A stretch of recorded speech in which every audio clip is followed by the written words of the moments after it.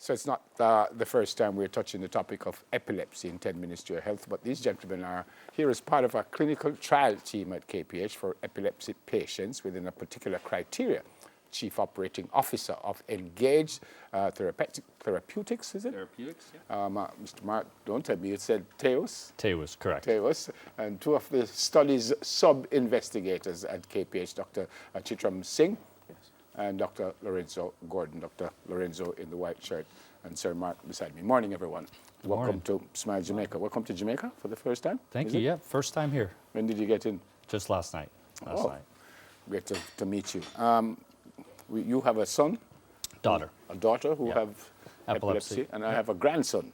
But let me find out from our local folks, and they'll tell me why you're here and what you've brought. What is this study about, Dr. Lorenzo? Well, this study is about really aborting a novel device to abort seizures. That means persons who have weekly seizure, very frequent, and if they realize they're going to have the seizure, we have this device that Mark will explain that you inhale this and it can abort the seizure. Yeah. And this is a study that we are really currently doing at KPH, and it's a process of really recruiting more patients who need this help. Yeah. Dr. Singh, in the opening I said particular criteria. So epilepsy is not epilepsy, or you have different kinds of? There are different kinds. But we are mostly looking for people who, well, adults, more specifically, over the age of 18, male and females, who have prolonged seizures,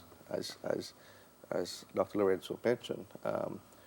Once we get these patients, they'll be channeled to us at the Kingston Public Hospital, and then we will see if they meet the stringent criteria that have been set out. Yeah.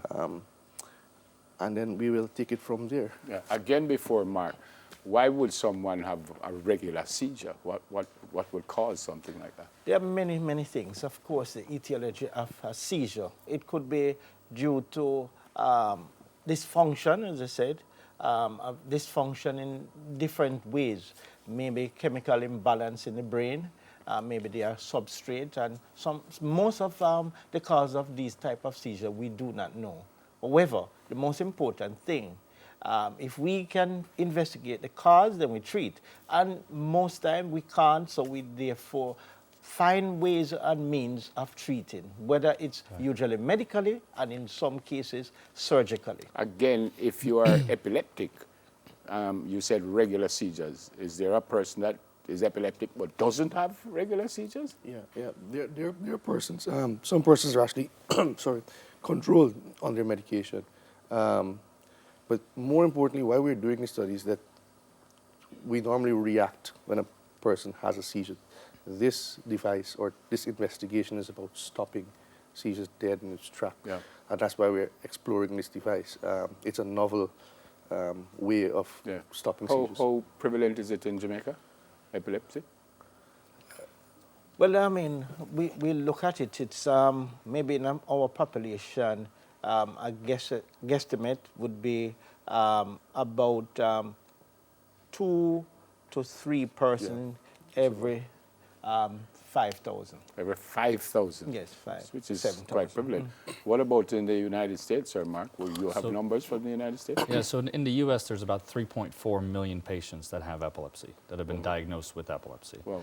And there are probably many more that have epilepsy but may just have daydreaming or absence seizures that may not realize they have epilepsy too. My daughter, I told you my grandson, and she said that she was told when he was much younger, I'm not certain it still obtains now, that every seizure he could actually die. Is that a fact? There is a possibility. Yeah. There is a possibility these patients go on to have prolonged seizures, and with seizures there's brain damage in terms of cell. But right now you would just wait it out. Someone has a seizure, there's nothing you could do about just wait it out? We intervene, but that's after the seizure has started. Right. What we want to do is to give these patients, well, that's the investigational drug. Okay. Control. Tell me about this, Sir Mark. Yeah, so like you were saying, if somebody has a seizure, it really is the most helpless 2 to 5 to 10 minutes of your life. All you do is watch. You can't do anything to stop it. And so about 5 years ago, I was introduced to our Chief Executive Officer, Greg Mays, whose son also has epilepsy. And between the two of us, we started to have a conversation about what do you do when your child has an epileptic seizure? And the reality is there's nothing you could do because all the current medicines that are available take 5, 10, 15 minutes to start working. And as a result of that, you're helpless, right? So he started delving in. He's been a longtime executive in pharmaceuticals. He delved in, worked with NYU and Dr. Jackie French and his son's epileptologist, Dr. Oren Davinsky, and they had this product. And basically what this product was is an inhaled form of Xanax or alprazolam. And what it was actually shown to do was, the first time ever, was shown to abort an epileptic seizure within 2 minutes. So you can imagine that if somebody's having a seizure, you have this device in hand, almost like an EpiPen for epilepsy, if that makes sense. Yeah. And as a result of that, we just started to go into this phase 2B clinical trial.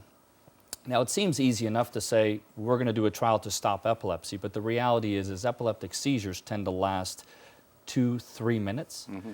So in order to show that you have a separation from placebo in a clinical trial, what we have to do is we have to find patients who have 3 to 5 minute seizures, so prolonged seizures, and because we put them into an inpatient unit, they have to have them on a weekly basis. So the way you can kind of look at this, the study population that we're studying this product in may not be the actual population that could benefit from this product. Explain that. Because you had mentioned, does our patients controlled? My daughter, Brielle, has not had a seizure in almost 4 years. But I can promise you, we carry her rescue medications everywhere because as with epilepsy, it's not a question of if you're going to have a seizure. It's when. It's when, because you don't know sleep deprivation or... You inhale this? Yeah, so it's with a passive breath. So the way the device actually works is there's usually a tab that's here on the back end. Yeah. You pull the tab and the little green light comes on. That means that the device is active. And you need to just put this up to the patient's mouth and with a passive breath. So you can imagine if somebody's in a seizure, they're not going to be able to inhale, right? So with a passive breath, the device in there will heat up to almost 400 degrees. It'll aerosolize the alprazolam and it gets into the deep lung within almost 1/5 of a second. What do you mean by a passive breath? So just a regular breath. So you don't have to, it's just... But when the person, and I'm asking here, Yeah. when the person is having a seizure, they don't control their breathing as well as they should. So just a normal breath. So you just put it right there. Put it You up put to it the in mouth. the mouth. Yes. The mouth activated. Yes, and it's activated. You can actually activate it and then just put it at the mouth of the person. And then whatever breathing they are doing, it will be absorbed. Right. And then, of course, When that's you the say effect. you can activate it, what does that mean? That means, as he had showed, Yeah. either the patient can do it or A carer. the caregiver can do it. Just pull the tag Okay. at the back and of the that breath, device. and it will. Yep. Right. It's Inhale, been absorb tried and tested into the and lungs. proven. So we've done it now. We were about 1/3 of the way through our trial. We have about another 1/3 of the patients that are currently in a qualification period. And so we're still looking for about 25 to 30 more patients to enter the study. And that's obviously why I'm here to work with both Dr. Gordon and Dr. Singh to see, can we find more patients to help us bring something novel to market? Okay. By the way, for those of us who don't know, it's what we call fits in Jamaica. That's what we call fits. And you see the convulsions, I suspect. Could be convulsions, yes. One type. That's one type. Yeah. That's one type, but that's what we think of when we have seizures, the common type where you just shake and Right. you just shake haphazardly. But there are the other types as well, where you're just unaware. You just stare and look with a blank, motionless stare. So And that's you're having a seizure? and that's Yeah. that's a seizure. So Yeah, how would my- you be able to tell? And my daughter's, her head will turn and her eyes will tick. But she doesn't convulse or anything. She Right. just... The convulsive type is the fits that we commonly call the fits. Is that more dangerous than the Well, I mean, it maybe physically means someone who shakes could fall, and And if hurt you're themselves, yeah. if you're climbing and you know, Or driving, are for example. driving, Yeah. then those things will be dangerous. So sometimes the fits may not directly kill you in itself, Right. but But the because of- side effects. right. So to you said 1/3 of the way, which would Third of the suggest way how close are we to getting it fully operational, for want of a better phrase? well, it's that more numbers to be able to really Right. prove. To prove that this product works. So first we have to go through the phase 2B clinical trial, and we anticipate finishing that by the end of this year. Then next year, after a meeting with the FDA, we'll go into a phase 3, which will be more outpatient, so sending these home with patients and having them use them in the house. After that phase 3, which will most likely be about another year, then upon FDA approval, which is typically 9 months post that, we'll have it in. So you anticipate this study, 2021. This study is going on in the US and in other parts of the world. We are Worldwide. in Jamaica. Right. We are the only Caribbean island that is participating. Yeah, you've already told me how it's used. Does it prevent? In other words, could you do it and not get a seizure, or you have to have the seizure before it works? So it's interesting. A lot of people with epilepsy will have auras. So, like for instance, I'll use my daughter. Her hand, she says her hand starts to shake, but you look at her hand and it's perfectly still.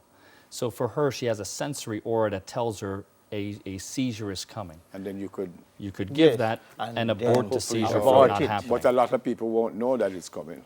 Or Some you do, some or do. you would know that it's coming. They for know some. over time. So once And a you've lived caregiver with it- can help. Yeah. They know when you're about to have it. Have you got to cost yet? No.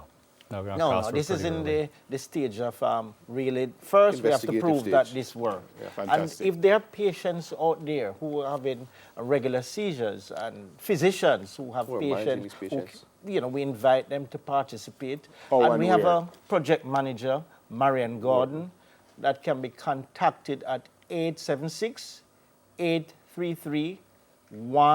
876-833-1413. Fantastic. And we can register them through the Kingston Public Hospital to participate in this study. Brilliant. Great to meet you, sir.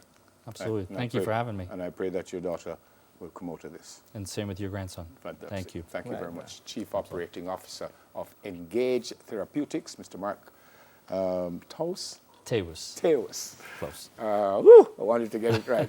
And two of the study's sub-investigators at the Kingston Public Hospital, Dr. Chetram Singh and Dr. Lorenzo Gordon. That's it for 10 Minutes to Your Health. We'll do it again next Thursday.